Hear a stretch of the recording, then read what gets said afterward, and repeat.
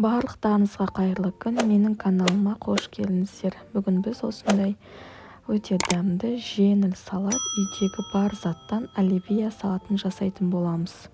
Ең алдымен қайнатылған жұмыртқамызды 4 бұрышты етіп турап, ыдысымызға саламыз. Сосын қайнап піскен картошкамызды 4 бұрышты етіп турап, оны да саламыз. Сәбізімізді де саламыз. Тауықтың етін саламыз, қайнатылған.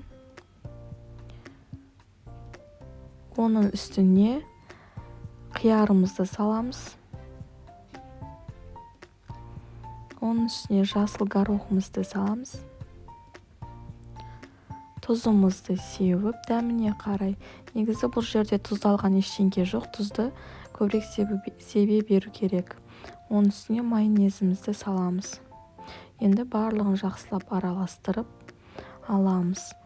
Егер менің каналыма тіркелмеген болсаңыздар, міндетті түрде тіркеліп, лайк басып, комментарий жазып, қолдап кетіңіздер. Қазақша контентті каналдың дамуына өз үлестеріңізді қоса кетіңіздер. Мен сіздермен күн сайын түрлі рецепттермен бөлісетін боламын. Менімен бірге видеоның соңына шейін болғандарыңыз үшін рахмет. Міне біздің салатымыз дайын болды. Ас болсын, жасап көріңіздер. Сау болыңыздар.